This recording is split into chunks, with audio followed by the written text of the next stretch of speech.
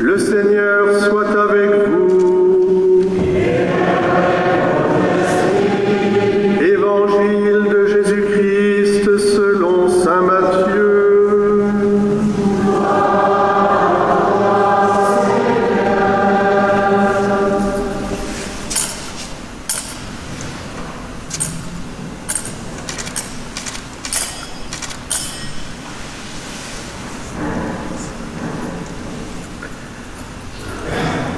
En ce temps-là, Jésus prit avec lui Pierre, Jacques et Jean, son frère, et il les emmena à l'écart sur une haute montagne.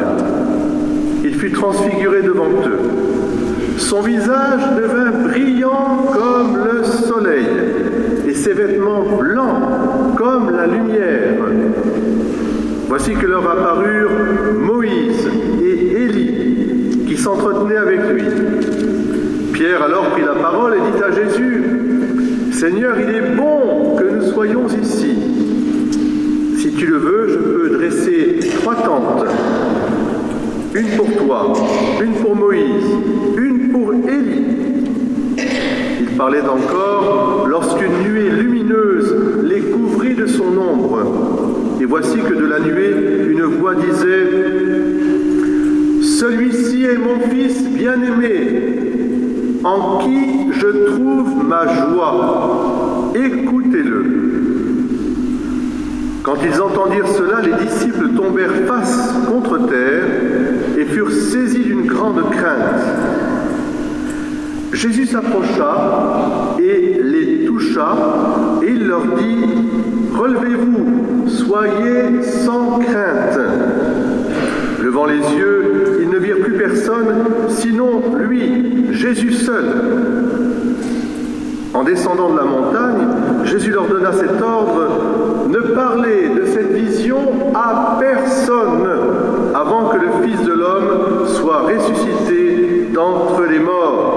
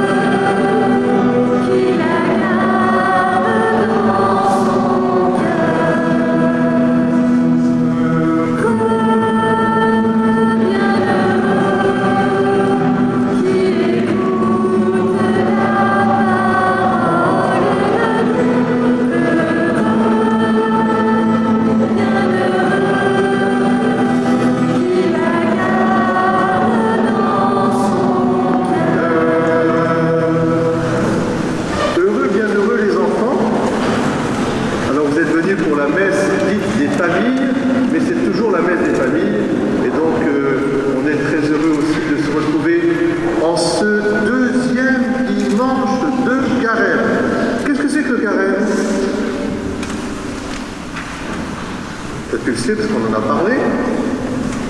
Vas-y. Alors ça nous mène vers la résurrection de Dieu. Tu as déjà donné le but. Le but du carême, c'est pas d'avoir des mines de carême, c'est d'avoir la résurrection. La résurrection de Dieu, et tu as très bien parlé, parce que c'est ça vraiment le but, d'être comme ressuscité avec le Christ qui est mort et ressuscité une fois pour toutes. Jésus-Christ, vainqueur de la mort et du péché, qui nous ouvre à la vie éternelle. Et le but du carême, c'est ça. C'est pour ça que c'est important de ne pas avoir des mines de carême, mais des mines de transfigurés déjà. Alors, est-ce que je les vois là, ces mines de transfigurés? Je regarde, oui, toi tu en as une, bien sûr. Là, Lola, tu es déjà toi aussi transfigurée. Gwenaël, et puis Isabelle aussi, vous êtes heureuse aussi de vous préparer, et puis voilà, vous portez aussi dans ce chemin. Alors, autre question, les enfants, et après je parlerai aux adultes, quand même c'est important. Aujourd'hui, c'est un dimanche particulier, le premier dimanche où se trouvait Jésus, premier dimanche de carême. Dans votre livre, c'est décrit. Hein. Le premier dimanche était nous étions le 26 février, premier dimanche de carême. Jésus se trouvait dans un endroit où il fait très chaud. Il était dans le désert pour commencer le carême avec le combat spirituel. Et aujourd'hui, où est-ce que se trouve Jésus? On l'a entendu dans l'Évangile. Il est un peu comme le Père Gabriel. Il est sur une... Il est monté sur une haute montagne. Voilà. Alors, maintenant je m'adresse aux adultes. La montagne, comment elle s'appelle cette montagne sur laquelle Jésus est monté? Le mont Tabor. Alors vous savez où c'est le mont Tabor? Tabor c'est en Israël bien sûr. C'est sur le bord du lac de Galilée, de Génézareth. Il y a ce mont Tabor qui s'élève à peu près vers 600-800 mètres. Moi j'y étais aussi avec joie pour prier et puis voilà, voir ce mont des béatitudes. Alors c'est très particulier, il faut le comprendre. On est au chapitre 17e du livre de Saint Matthieu, l'évangile selon Saint Matthieu. Au chapitre 16e, qu'est-ce qui s'est passé au chapitre 16e? Comment ça, c'est pas possible? Alors, au chapitre 16e, Jésus avait demandé aux apôtres, et c'est la question importante pour toi Lola aussi, on l'a déjà posé ce matin hier, pour vous les enfants aussi, pour vous, qui suis-je? Qui est Jésus pour vous? Qui est Jésus? Vas-y. C'est notre sauveur. Oh, tu réponds bien. Quel est ton prénom? Élise. Ah bah en plus elle s'appelle Élise alors. Donc déjà, on voit bien que tu es dans le prophétisme. Et alors, Pierre, qui est très, très impulsif et très direct, inspiré par Dieu, a dit: tu es le Fils de Dieu sauveur. Et Jésus lui dit: ce n'est pas la chair et le sang qui te l'ont dit, c'est l'Esprit de Dieu. C'est mon Père qui te l'a enseigné par l'Esprit Saint. Mais tout de suite après, Pierre refuse l'annonce de la passion du Christ. Jésus lui dit: il faudra que le Fils de l'homme monte à Jérusalem, soit crucifié, meure, ressuscite le troisième jour. Et Pierre, il prend une colère qui n'est pas sainte, et il dit: jamais, jamais je laisserai que tu sois. Tu es le Messie. C'est-à-dire pour lui encore, il voit le Messie comme quelqu'un qui est victorieux au sens d'une victoire humaine, terrestre, un roi. Et Jésus lui dit: arrière Satan. Il déjoue une tentation subtile d'un messianisme politique ou d'une réussite ici-bas, si vous voulez. Le paradis, c'est pas ici-bas. La terre promise, c'est pas ici-bas, même si on va voir, on va en parler. C'est le paradis. Mais pour aller au paradis, il faut passer par la croix. Donc, première chose, ad lucem per crucem. Si on veut aller à la lumière, il faut passer par la croix. Et alors, tout de suite après, les enfants, parce que Jésus est bon, Jésus a passé son temps à faire du bien. Il voit ses apôtres qui sont déconfits. Qu'est-ce que c'est que ce Messie qui va mourir? Et puis il se dispute entre les apôtres, parce que tout de suite après le récit, eh bien on voit que qui sera le premier dans le royaume, etc. Ils se disputent. Alors qu'est-ce que fait Jésus? Il prend Pierre, Jacques et Jean. Il demande à André de rester avec les autres. C'est les 4 premiers disciples, vous savez. Donc il a laissé André, il a pris Pierre, Jacques et Jean, et il est parti à la montagne. Donc, à nous de suivre aussi Jésus. Il faut monter, il faut faire une ascension, mais en suivant Jésus. C'est la première chose. Il faut savoir aussi aller vers la montagne du Seigneur. Et là, pour les consoler, il se révèle, il est transfiguré. Qu'est-ce que ça veut dire transfiguré? Eh bien, figure. Et à travers la lumière qui passe. Il est transfiguré. C'est pour ça qu'il laisse passer la lumière qu'il porte en lui de toute éternité. Il est le Fils de Dieu. Et il y a 2 personnages qui sont avec lui. C'est qui? Vous connaissez Moïse? Oui, Moïse. Et puis vous connaissez Élie? Élie, c'est un prophète. Toi, Élise, toi tu regardes. Alors, Moïse et Élie. Quel est le point commun entre Jésus, Moïse et Élie, à votre avis? C'est très important, ce point commun. C'est que tous les deux avant Jésus, ont connu une ascension eux aussi pendant 40 jours, 40 nuits. Moïse est allé sur une haute montagne comme Élie, et là, cette montagne, elle porte un nom, c'est le mont Horeb et le mont Sinaï. Le mont Horeb. Moïse monte et là, Dieu lui révèle son nom, je suis, et il va lui donner les 10 commandements, la loi. Élie, lui, il fuit un roi d'Israël, une messianité qui est politique et qui veut le tuer, et il est fatigué, il va monter aussi à la montagne, le Seigneur va le consoler dans une brise. Il parlera à son cœur en lui disant: ne crains pas, je suis avec toi. Je suis le Dieu des vivants, le Dieu d'Abraham, d'Isaac et de Jacob. Ce que j'ai promis, je le ferai. Voilà. J'ai promis de sauver d'une manière universelle. Et Moïse et Élie parlent à Jésus. Et Moïse et Élie, je vais vous donner un repère. Moïse et Élie, Moïse, il est de 1200 ans avant Jésus-Christ. C'est beau.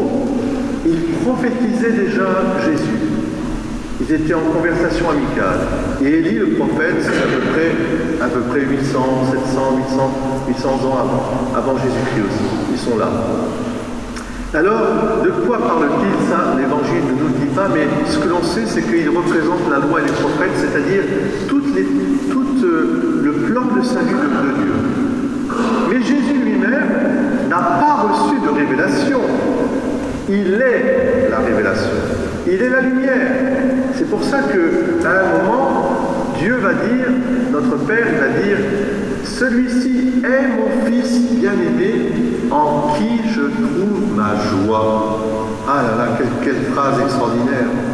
Parce que cette phrase que Jésus dit, il l'a dit, que Dieu le Père dit à Jésus, il l'a dit pour chacune et chacun d'entre nous. Nous sommes des enfants de Dieu, incorporés au Christ.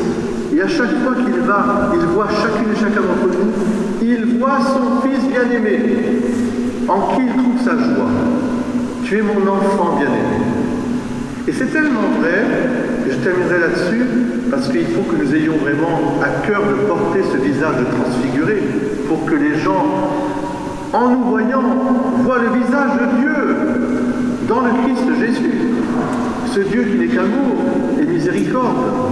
Ce Dieu qui, je dirais, va nous suivre tout au long de notre vie. C'est tellement vrai que qu'est-ce que fait l'apôtre Pierre, qui est toujours aussi impulsif? Dans l'évangile de Matthieu, c'est ce qu'on a lu. Dans les autres synoptiques, on dit que Pierre ne savait pas ce qu'il disait, au sens qu'il déraisonnait un peu. Enfin, c'est tellement beau ce qu'il a dit. Qu'est-ce que dit Pierre? On est si bien ici. Si tu veux, alors faisons quoi? Une tente, 3 tentes. D'ailleurs, c'est amusant parce qu'il fait 3 tentes pour Moïse, Élie et Jésus, mais pas pour eux. Mais enfin, c'est très important ça. Regardez la profondeur de ce message. Si Pierre, poussé par l'Esprit, dit faisons 3 tentes, c'est parce que d'abord nous sommes tous invités à la tente de la rencontre. La tente, c'est la maison, c'est comme une maison. Pour les Bédouins, c'est la tente, c'est là où dans le désert on se rencontre, vous savez. Et il y a des tentes et puis on rentre à l'intérieur. Mais alors ce qui est important, c'est qu'il y a une tente pour chacun. C'est-à-dire que l'amour de Dieu pour l'humanité est un amour personnel, un amour qui ne rassemble pas dans une confusion, mais qui garde la personne de chacun. Chacune et chacun d'entre nous, nous avons une demeure. Jésus nous dira: je m'en vais vers le Père et je vais vous préparer une demeure. Il y a beaucoup de demeures dans la maison de mon Père. Voilà ce qu'il dira. Ça veut dire que, au fond, dans notre sainte et belle religion, il y a un salut universel qui est fait pour tout le monde, mais aussi une intimité, une attention à chacune et chacun d'entre nous. Nous sommes uniques et irremplaçables. Et en nous cette parole du Père doit résonner. Tu es ma fille, tu es mon fils bien-aimé, en qui je trouve ma joie. Entre dans la maison de ton Père. Entre. Alors c'est ça la finalité de ce deuxième dimanche dans la transfiguration, c'est que notre chemin de carême doit être un chemin qui nous monte, qui nous fasse monter vers la montagne du Seigneur pour aller à l'attente de la rencontre. Rencontrer notre Seigneur, cultiver l'amitié avec Jésus, une amitié personnelle, une amitié familiale, une amitié paroissiale bien sûr, mais chacune et chacun d'entre nous, nous sommes le lieu de l'attente de la rencontre. Vous êtes le temple de l'Esprit Saint, dira saint Paul. Vous êtes des temples, des tentes. Voilà, et puis bien sûr, n'oublions pas que cette transfiguration, elle console les apôtres pour les fortifier et affronter ce chemin de croix qui est nécessaire pour aller vers la résurrection. Mais sur ce chemin de croix, c'est Jésus qui est le premier. Jésus habite notre quotidien. Il est toujours là avec nous. Et en particulier, quand nous avons des épreuves, il est là. Il porte notre croix. Vous tous qui peinez sur le poids du fardeau, venez, déposez votre fardeau. Prenez ma croix et marchez, votre croix et marchez à ma suite. Et moi, je vous procurerai le repos. Voilà. Que le Seigneur illumine votre dimanche et toute la semaine et nous fasse partir, je dirais, sur ce chemin de carême qui va de la lumière à la croix pour aller vers la résurrection de la Pâque.